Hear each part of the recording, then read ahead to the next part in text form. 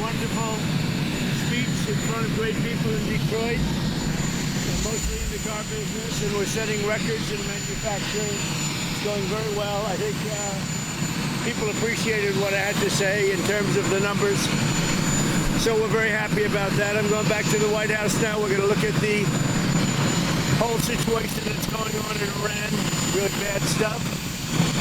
Minnesota's going to have to take care of itself for a little while. We have tremendous theft and fraud going on in that state because you have an incompetent governor, grossly incompetent governor, and a corrupt governor. But we'll straighten that out. But Iran is on my mind when I see the kind of death that is happening over there, we think. So we're going to get some accurate numbers. I'll have it in about 20 minutes. We'll get some accurate numbers as to what's happening with regard to the killing. The killing looks like it's significant, but we don't know yet for certain. I'll know within 20 minutes. So, and we'll act accordingly. How can you ensure that U.S. airstrikes, if it comes to that, will have the result of protecting the protesters? Well, you never know, do you? You never know. Do you think it's... So far, my track record's been excellent, but you never know. Do you think it's going to be something kinetic like that, or more like cyber? Or well, I can't tell you that. I know exactly what it would be. We have to make a decision. Sir, but I can't be. Obviously, I can't be telling you. Timeline? Yeah, timeline. Sir, Jamie Dimon said today that it's not a great idea to be chipping away at the Fed's independence. Do you think Jamie Dimon's wrong about that? Yeah, I think it's fine what I'm doing. We have a bad Fed person. He was extended by Biden. And yeah, I think he's wrong. I think it's wrong. He's done a bad job. We should have lower rates. Jamie Dimon probably wants higher rates. Maybe he makes more money that way. Mr. President, Jamie Dimon also was talking about the 10% credit card. The House Speaker said that it could have negative side effects if it was imposed through Congress. Are you concerned about that? Have you talked to the House Speaker? No, I'm not. I think that people that are paying 28% interest should be protected. We're talking about for a one-year period, but when you have a bank, whether it's Jamie Dimon or anybody else, charging people 28, 32%, 30%, 31%, one case 35%, no, I'll help those people. That's all right. It's a 1 year, 10%. Let the people have a break. Mr. President, you said that you're going to be cutting off funding for sanctuary cities on February 1st. That's right. What kind of funding? You'll see.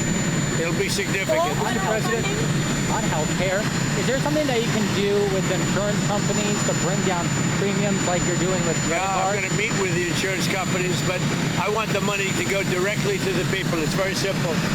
Into a healthcare savings account, but directly to the people so the people can buy their own health care.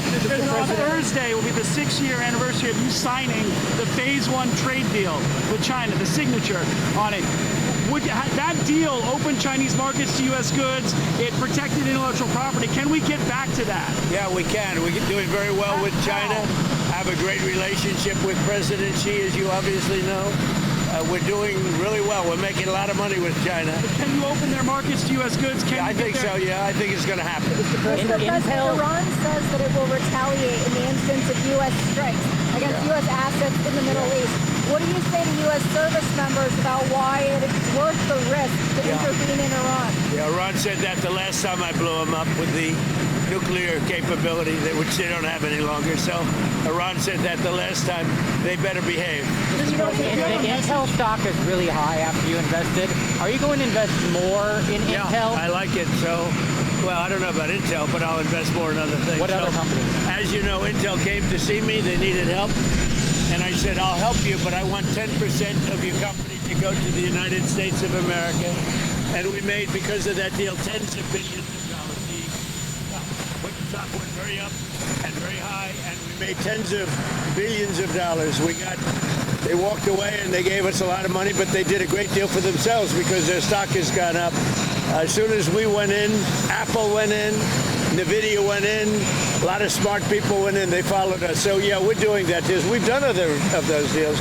In Alaska, we did a deal where we got a big piece of a company where we were helping them to get a road. We're the only ones that could have done it. And we said we want something out of the company for the United States of America, okay? So I believe in that. We have some other ones that we're looking at. I believe in that. If it's up to us, if they can't do it without us, and then I say, well, we'll do it, If you were a private guy, you'd say, what do we get for doing it? Now, I don't want anything for myself. I want our country to be rich as hell. But with Intel, we made billions and billions of dollars, right? So, Mr. President, on Iran, do you have a message for the leaders currently of Iran? Yeah, the message is they've got to show humanity. They've got a big problem, and I hope they're not going to be killing people. And I'm going to have a report very soon. It would seem to me that they have been badly misbehaving, but that is not confirmed. Sir, you mentioned the 1980 hostage rescue effort that ended in disaster. Well, it was a disaster for Jimmy Carter. They had all sorts of problems, and the helicopters were crashing and everything. You know what it was? The exact opposite of Venezuela. Do you agree with that? Do you agree? As a reporter, who are you with? Who are you with? I'm with the Financial Times, sir. Oh, good. What's a nice paper?